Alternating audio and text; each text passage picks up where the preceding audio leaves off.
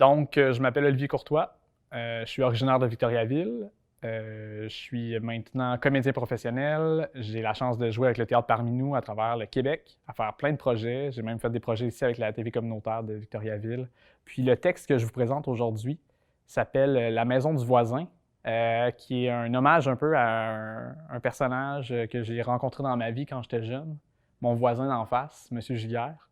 Puis j'avais envie d'explorer un petit peu à ce niveau-là. Il y a de la vérité, il y a du mensonge, il y a un mélange de tout, des souvenirs d'enfance. Puis j'aime ça vous embarquer là-dedans dans mon histoire pour essayer de voir où on va s'en aller ensemble là-dessus. Voilà. L'histoire que je vais vous raconter, ça se passe sur une petite rue tranquille, pas trop loin d'ici. Un voisin exemplaire.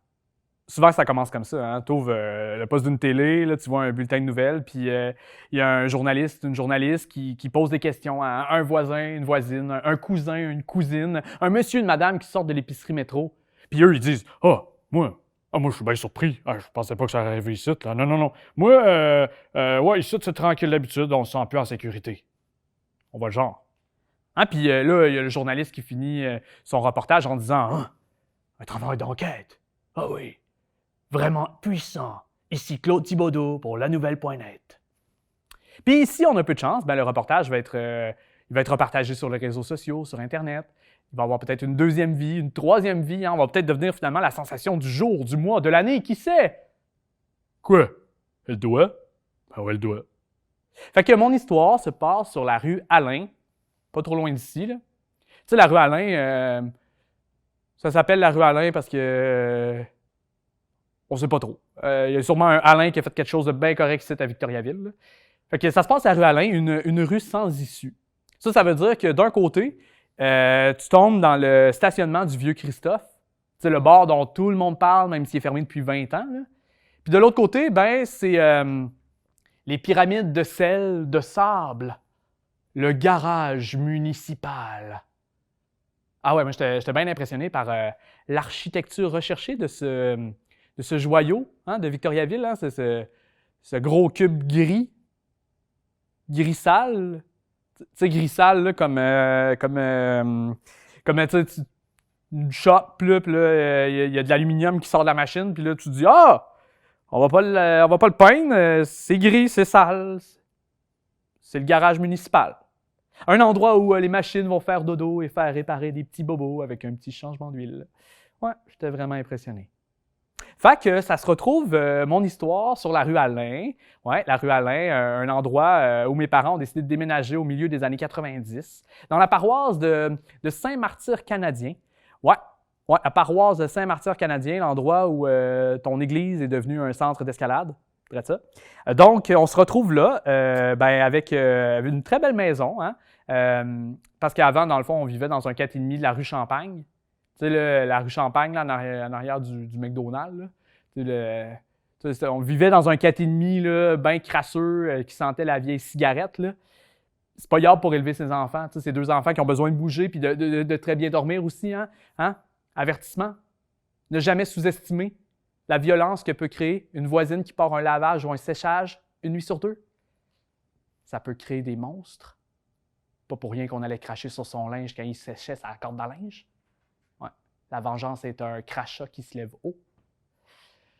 Fait que, on se ramasse donc sur la rue Alain dans une belle maison de briques rouges avec une chambre pour tous les membres de la famille, même une pour le chien.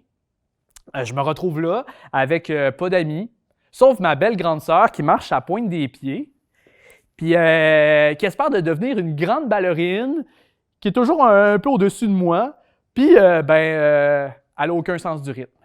Fait que mes parents, eux, ils ont préféré investir dans une maison de briques rouges au lieu de vivre éternellement dans un taudis de paille et de bois. Briques rouges. Ça, c'est comme l'histoire que ma mère me racontait. Ah ouais? L'histoire des 3 petits cochons. À chaque nuit, pour me rendormir quand la sécheuse ou la laveuse partait. Fait que je me retrouve dans ce marais spongieux, dans lequel j'étais aussi perdu que une petite fille genre qui va à l'expo pour la première fois. Hein? Puis, je commence à lever la tête hors de l'eau pour voir si je ne trouverais pas quelques repères et d'autres petits amis. Hein? D'autres petits cochons aussi dingues que moi. J'entends des voix, j'entends des cris, j'entends des pleurs. C'est clairement un signe. c'est clairement un signe qu'il y a d'autres petits porcinets comme moi dans les alentours. Il y en a un premier. Il apparaît. Au loin. Il se met à courir vers moi. Moi, je me revire de bord, mais lui, il insiste, puis il vient dans ma direction. Évidemment, il y a sa mère qui le pousse en arrière là, pour nous souhaiter la bienvenue dans le nouveau quartier. Fait qu'il dit Salut! Puis il dit aussi rapidement Moi, c'est Pierre-Luc! Wow! Pierre-Luc. C'était le premier Pierre-Luc que je rencontrais dans ma vie. Pour ceux qui n'ont jamais rencontré un Pierre-Luc, là, c'est assez simple, Pierre-Luc. Hein? Pierre-Luc, c'est un peu comme un Samuel ou un Gabriel, mais avec un peu plus d'énergie, puis beaucoup de talent pour les choses manuelles. Puis moi, mon Pierre-Luc était très bon en anglais. Ben oui, il était allé à zigzag, là, évidemment. En tout cas, c'était mon premier ami que je pouvais mettre dans mon carnet d'adresses, et j'étais donc très heureux de cette bonne première impression avec la faune des alentours. Quelques jours plus tard, au même moment où un très beau trampoline apparaît dans ma cour arrière, il y a deux petites têtes qui apparaissent au pourtour du trampoline. Une certaine Marie-Pierre, puis un certain Patrick.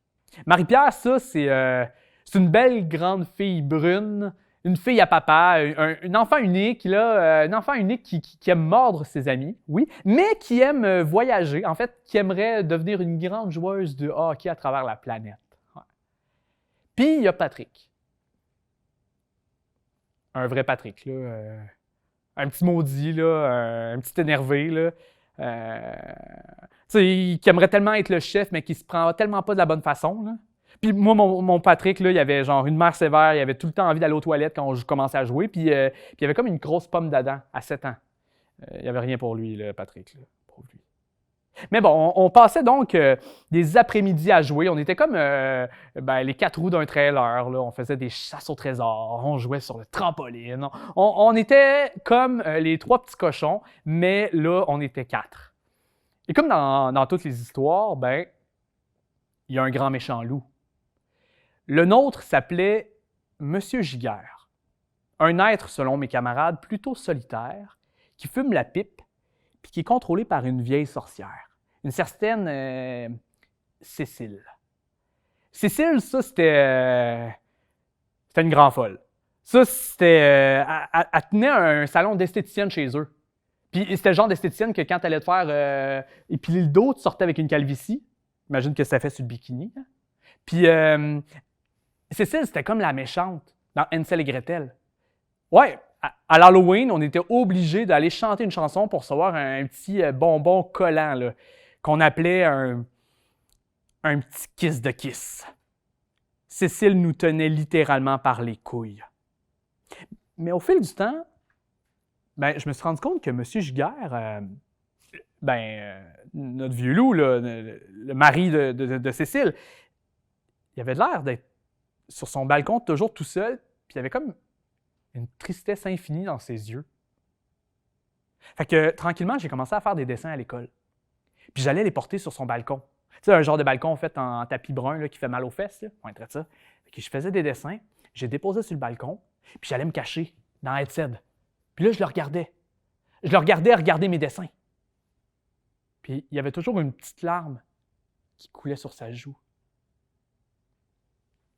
Je me suis dit que M. Giguère avait peut-être une âme.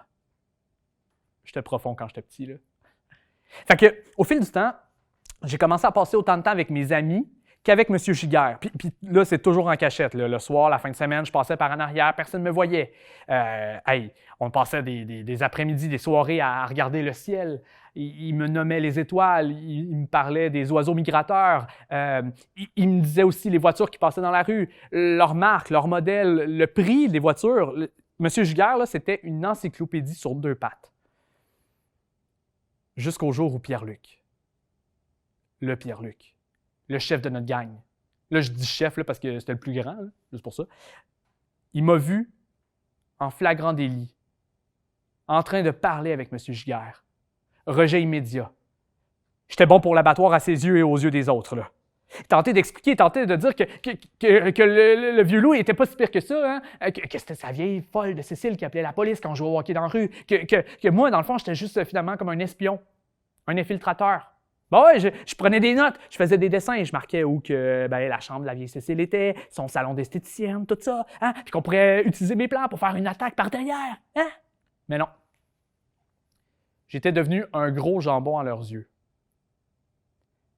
Quelques semaines plus tard, je reviens de l'école avec un super beau dessin pour M. Giguère quand je vois la rue Alain envahie par les camions de pompiers. Je vois des flammes, la fumée des explosions. La maison de M. Giguère et de Cécile est en feu. On criait le nom des enfants, on essayait d'arroser les maisons à côté, on se demandait qu'est-ce qui se passait. Vraiment, là, c'était le chaos général, un peu comme si le loup était entré dans la bergerie. Moi, longtemps, j'ai soupçonné mes amis comme étant les responsables de l'attentat, hein. Ouais. J'étais sûr qu'il avait pris mes dessins, qu'il avait mis des bombes, qu'il avait fait tout exploser, mais à ce qui paraît, il était à l'école, puis les policiers ont dit à mes parents que, en fait, la réalité, c'était que Mme Cécile avait probablement oublié des produits épilatoires dans son micro-ondes, qu'après ça s'était déversé sur son tapis à travers la maison, tu sais, le tapis fait avec le vieux poêle de ses clientes, puis que ça s'était enflammé comme ça. En tout cas, ça, c'est la version officielle. Puis là, mon père, il a été interviewé par la police aussi, hein? Ah oui, par la police, puis après ça, les médias aussi. Puis là, mon père, devant la caméra, il a dit je sais pas qu'est-ce qui s'est passé, je suis bien surpris. J'ai des enfants, je sais pas, là, j'ai peur. La suite de l'histoire est assez simple. M. Giguère a déménagé. Il est allé vivre tout seul ailleurs, dans un coin un peu plus tranquille, laissant un trou immense sur la rue Alain, puis dans mon cœur. Il s'est séparé. Il est allé vivre tout seul. Puis moi, mes amis m'ont réinvité dans leur gang. Ils m'ont pardonné. Ils m'ont pardonné mon affront. Ouais. On a recommencé à faire des après-midi de chasse au trésor, de jeux, parce qu'après tout, hein, j'étais le seul dans la rue qui avait un maudit beau trampoline. Je dédie ce texte à M. Giguère, qui nous a quittés le 9 mars 2007, à l'âge de 79 ans, laissant dans le deuil les 4 petits cochons que nous étions.